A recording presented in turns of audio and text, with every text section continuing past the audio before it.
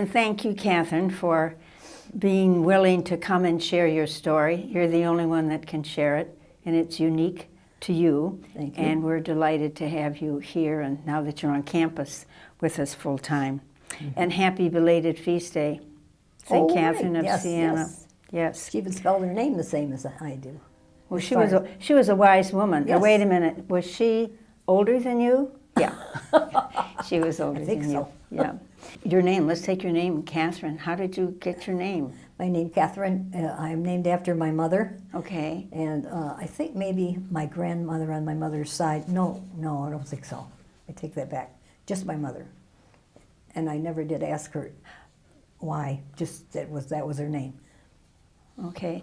And your dad? His name His is name? James. His James. And how did you get Anita? You were Sister James Anita. I was James Anita. And I thought, how can I have to think of my first choice, and I'd like it to be after my parents. So there was a James Ann and an Ann James. There was a Catherine James and a James Catherine. Okay. And there was, I don't know, I went through the whole thing. And they were all here, still living. So I'm walking up and down, looking at my crowd, writing down their suggestions, that I saw someone who had written the name Anita. And I said to her, what does Anita mean? And she said, it means little Ann. And I said, oh. So then that's how I got James Anita. I put James Anita for my first choice. And then I explained to my mother that her name was Catherine Marie Ann. Perfect. So yeah. that's how I got that name. We certainly put a lot of thought into our names, Yes, didn't we did. And then we got rid of them and went back to Right. the name they gave us, which was good. Yeah. All right, now in looking over your history, I was surprised where you were born. So do you want to tell us about your early beginnings? Sure, I'll try to do it as succinctly as I can. I'm one who goes into detail, but I'll try very hard not to do that. My parents were born and raised in a small town in Scotland called Wisha. They didn't know each other. They saw each other, but they didn't really know each other. And then after World War I, which my father was in the service, and he came back home, there was no kind of help for people then. If they had to eat out of garbage cans, they did.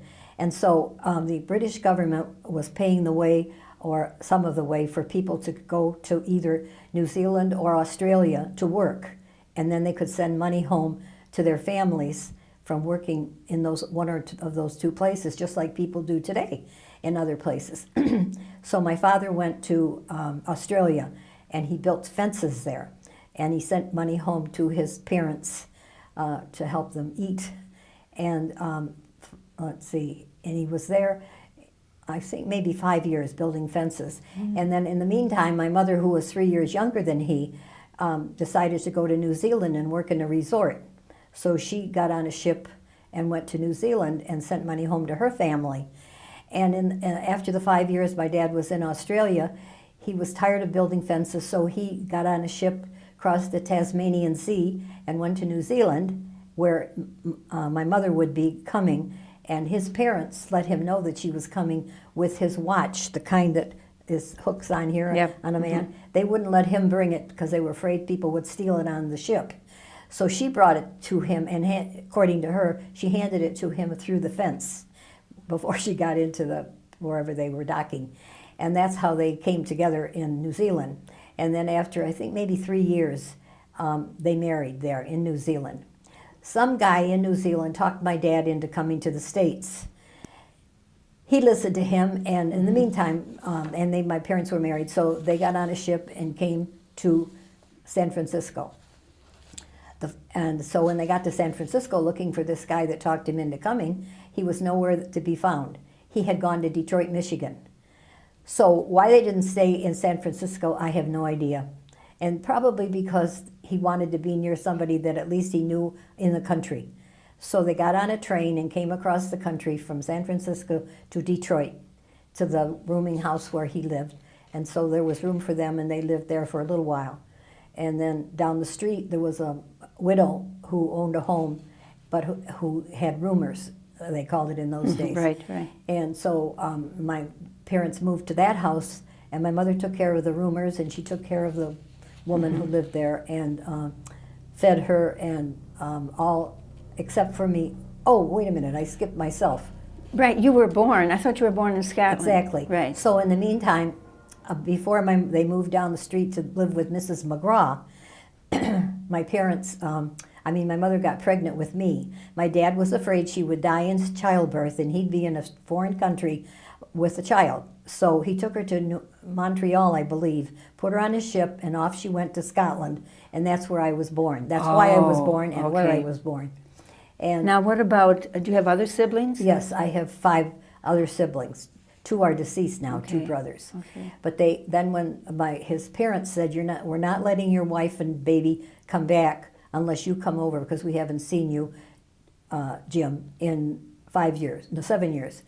So he went over, and the 3, my mother and dad and I, came back when I was 8 months old, and never to go back again until much, much later in life. Then we went back to visit the relatives that were left. Anyway, all the others, 5 of my siblings were born in that house where Mrs. McGraw. In Grosse Pointe? No, not in Grosse Pointe, in Detroit, on Hart Avenue. Okay, And right. then, shall I go on with my... Well, just a little bit about your siblings and growing up and where you went to school. Okay.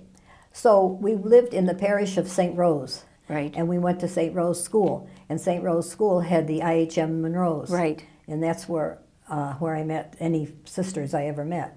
And that's what I was going to be. I was going to be a nun. That's what I told my mother one day. I'm going to be a nun. But was that the first, that was after you met the IHMs? Correct. But you didn't think of that before? Okay. I don't think I did. I Okay. don't remember thinking that. And so, anyway, in the meantime, when I was in the middle of 6th grade, the pastor of St. Rose told my father that the Sisters of the Sacred Heart in Grosse Pointe, 5 of their men who worked there had all quit at the same time. And they had called the sisters had called all the pastors in the Detroit area asking for help to find somebody to employ. Because winter was coming and they needed someone to run the boilers to keep everything warm. And so they offered it to the pastor said, "You're the best guy working here, but we'd like to offer it to you." So I got on the bus with my dad and we went out to Grosse Pointe, and he was interviewed by them. And he was hired by them. Okay. And there was a house on the property. Right. So we all moved out there and lived there. And right on the other side of the fence from the Sacred Heart boarding school was St. Paul School. Got it. So right. that's I know where right where that is. And we all went to school there as we came of age. And that's where I met the Adrian OPs. But it's interesting, the IHMs, they have been very influential in the life of our women. Yes. Many people had connections with the IHMs. Yes. But they chose the Adrian Dominicans. Thank you, Jesus. you did too. So you wanted to be a nun since you were in 4th grade? No, I was in kindergarten. Oh, kindergarten. Oh, No, I don't okay. think I even said that. I don't but- even think you knew what a nun was in those days, did you? So anyway, you chose the Adrians, and I then did. what happened? You entered when? I entered in June, 2 weeks after high school, as many of us did. Right, right. In 1949, June 1949. And there I came to Adrian. I was driven here by my parents and all the rest of the kids in the car.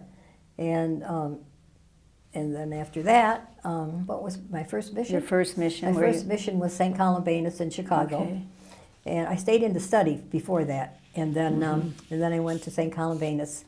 And I was only there 1 year. Over there with Sister Mary Ida Nash. Right. And then I left there, I was sent rather, from there to St. Anthony's in Fort Lauderdale. And I was there 5 years. And of course went to Berry College, now university, after that, each summer. And then And got your degree. got my degree there. And in elementary education supervision. And I think the year before I got the degree, we got our appointments, as you know, every summer, and I got my appointment, and I opened it up, and there was a list of one person, and I was the principal superior, Right. and one other person who at that moment was up in the UP, the Upper Peninsula of Michigan. I did not know her, she did not know me. Everybody said, "Why are you going to Montgomery?" I said, "Because that's what this says. Liz says I'm going where I'm going." "What are you going to do there?" I did St. not- Bede's. St. Bede's. Bede's. I did very good, Peg. Well, we kind of grew up together in Florida and stuff. Yes, and I remember. said, "I don't have a clue what I'm going to do." And one of the lay teachers at St. Anthony's in Fort Lauderdale, took me to the train. I got on the train. I could see myself sitting there like it was yesterday, going to Montgomery, Alabama. And then I had no idea what I was going to do. When I got off the train, there was the pastor, a wonderful, wonderful man, Joseph McCardle. And he told us that the school was ready, and that's when I found out I was going to open a new school. So who did you go with? Who was this nun from the north? That was Beechel. She died recently. She's from Chicago. I know who you're thinking Yes. of. Juan, it'll come I to know us. her name is plain as day, and now because I have to say it, I can't think of it. I used to call her Trudy Beechel, but anyway. But there was also one lay teacher hired. So we opened with 3 grades, and after 6 years when I left, we Kay had... Beakley? No, not Kay Oh, Beakley. okay. The 6th grades, the 8th grades were there, and I left there. And I like to say about that ministry that was I nervous? I was more than nervous. I don't even. But I remember myself standing on the stage talking to the Home and School Association one year and telling them the necessity for having this organization. On the one side of my brain, I'm thinking that and saying that, and on the other side, I'm thinking, I don't even know what the Home and School Association is about because I don't think at St. Anthony's in Fort Lauderdale we had that organization at that time. It was amazing what we were called, supposedly invited, what we were called to be about. Yes. And we didn't have the so-called, what we felt, the education to do that. Right. But We what just is did it that you think helped you in that situation that was so out of your comfort zone? Oh, right. I just guess I just did it. It was I look at it now, when I look back at it, and I've been thinking of these past few days, it absolutely was a blessing that came to me. First of all, that I could do it, and secondly, that it helped me with other things in leadership that I didn't even know was going to happen in my future. And so, and the people in Montgomery were wonderful, wonderful people. It was the first time I experienced, what do we call it, when the blacks and whites are separate. And segregation. Segregation in any way, shape, or form. I mean, I don't even know if I even thought about it. Yeah. And there it was. And so that was and I realized why the people, that's the way they grew up, all the people in our parish. You know, there was nothing of negative or hatred about them in them. It was just how it was in those days. And it was up to us from that point on to help to try and educate them to what is the right and honest and good thing to do. You've been involved in various leadership roles, and you've been in other ministries besides Alabama. Of all the ministries that you have been a part of, what was the most inspirational, the most life-changing for you? Well, probably there may have been 2. One of them was being sent to Puerto Rico. Right. And I did not know any Spanish, but that was on purpose because the children who went to that school had to learn in English, so they would come to the States and be accepted into the universities and then go back to Puerto Rico and be leaders. Now, did that really happen? I don't know. I only was there 4 years. Then I was brought back to be a principal. Where in Puerto Rico? Guayama. Guayama, On the okay. Caribbean. Oh my. It was wonderful, beautiful. And so that was one of the places I would suggest as helping me with your question. And the second one probably was, let's see, what was the second one? I thought of that. Oh, St. Leonards House. I just, that I learned of people's culture as I did in Puerto Rico. Explain what St. Leonard's House is. That's a very special ministry. St. Leonard's House is a residential program for ex-offenders, and it is promoted by the Episcopal Church and Community Services of the area of Chicago. And it's for a place for guys to come when they leave prison. And now they don't all come there when they leave prison, but some of them just go home, some of them go back to the street. But it has programs to help them re-enter society. And so there are lots and lots of different programs there that will help them to do that. And Bob Doherty, Grace Doherty's brother, worked there for 27 years, I believe. He did not found it. It was founded by an Episcopal priest. Okay. But he took it over from him, I believe. And then he stayed there 27 years. But one of the few years that he was there in the beginning, he realized that there was no place for women, as he could see, in the area. And so he asked the board of directors if they could possibly investigate and have a place for women, like St. Leonard's Ministries, St. Leonard's House, we called it then. And they said yes, and he investigated, and then Grace House was established. And Was that on the same campus? no, or it was no, far away? it's a couple of miles, not a couple of miles, maybe a mile away. And it was a house. Bob traveled all over the area looking for houses that looked like they might be a place for it to be. And finally he found one, and Mayor Daley gave it to him for $1 because it was just sitting there. I didn't know that. And and I could be absolutely not exactly correct in that, but I know he got it for nothing, you know, absolutely nothing. In fact, it was two houses together, two houses standing side by side, and they put them together. And yes, it's had its ups and its downs, as every place does, but I don't know how it is right now. But Many Adrian Dominicans were part of St. Leonard and Grace House. that's correct, yes. Now, Grace, was it named after? Is named after Grace's mother. Right. Yes, and her picture hangs right as you enter into the reception desk area. Grace's mother's picture is there. So, but I learned the culture of. What I did learn was not to make judgments on people. That's one of the big things I learned, because we're not in their life. We have no idea what so many people are born into and have no control over. And so that's part of why people are in prison, you know, and some of them were in prison for drugs, some of them were in prison for many, many other things. So, but I loved working there. And the only reason when I had my last evaluation with Bob Doherty, at the very end of bottom it says, "What are you going to do next year that will be different than this year?" And I said, "I'm going to retire." He said, "What?" I think I was there 9 years, I think. Wow. Something like that. Wow. And so he said, "Oh, well, we're going to talk about that." So we did. And he said, "Well, I'll let you do that if you come back and help the new person," which I did for a couple of years. Couple of and- years, And okay. help the new person get adjusted. And then I went back and volunteered as well.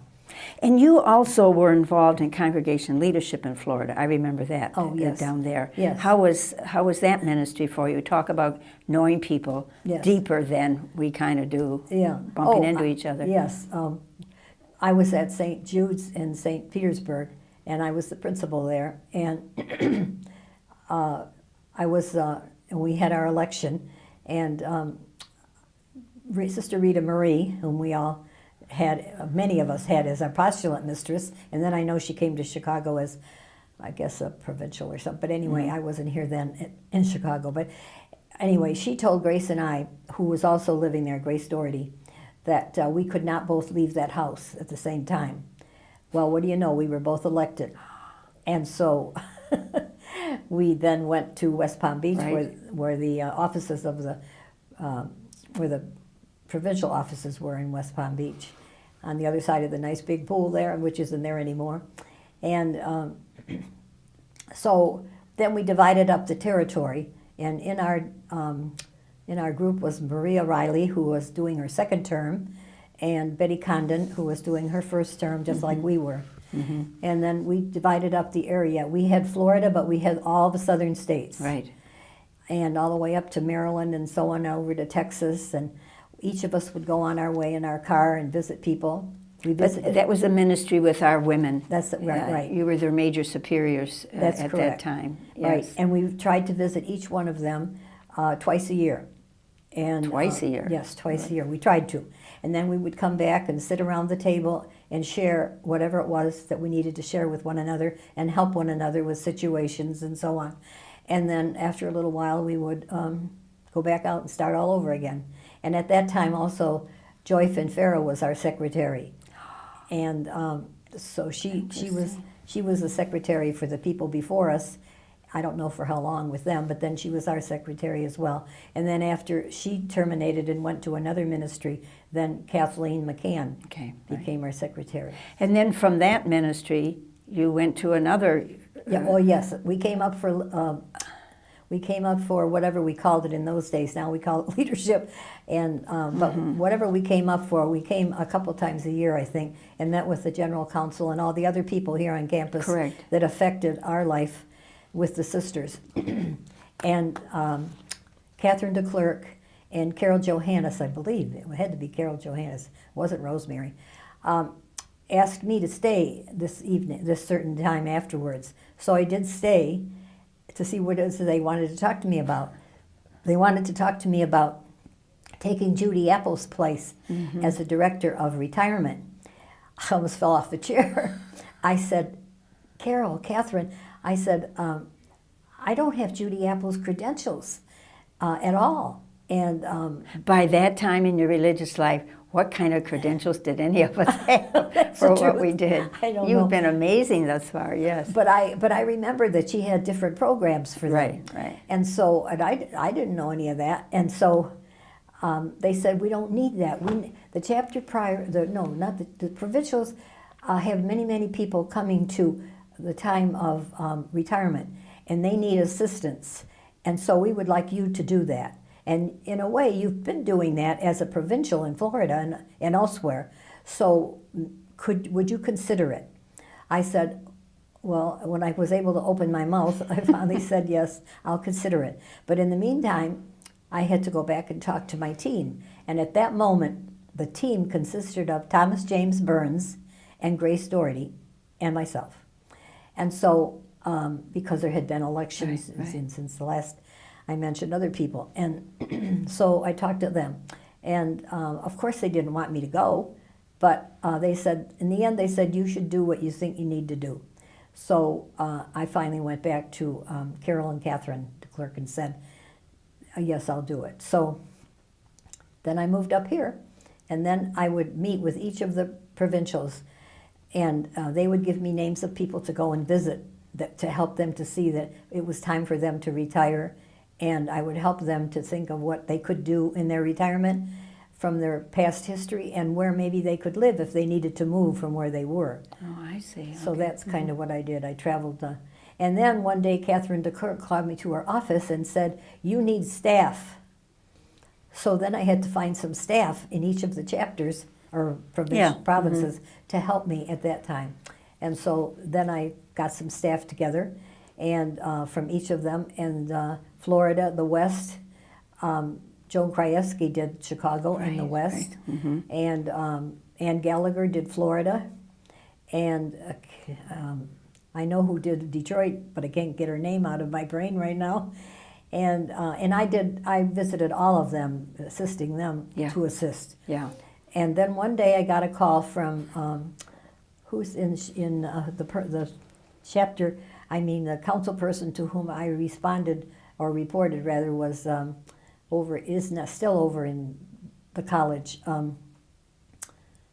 Anyway, she was a council member at the time, and then when her term was over, she went back to the college, and is still there now. Sharon Weber. Sharon Weber, thank you. Sure, your memory's better than mine. Well, no, I was trying to think. I was thinking of someone older. I'm going to say they only have a couple nuns over there. Yeah, right, they do. So she said that now that our government was changing into the chapters, and that the new chapter prioresses would like to get to know their sisters. In other words, there was no need for me anymore.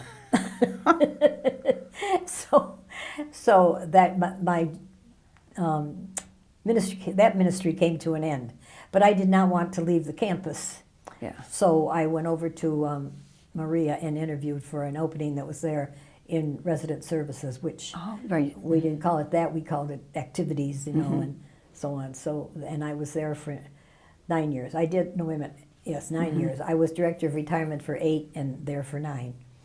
As you look back on all your various experiences and ministries along the way, who has been a mentor or the most influential?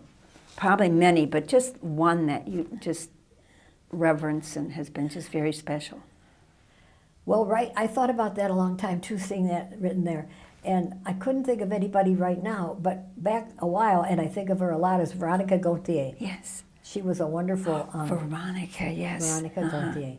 And I lived with her in Fort Lauderdale besides that. But she also was a provincial at Right. the time. I mean later. And but she was for many people too. And what I remember about her in the very, very beginning was she had to make sure that she could do the vania before she entered. And she had terrible arthritis.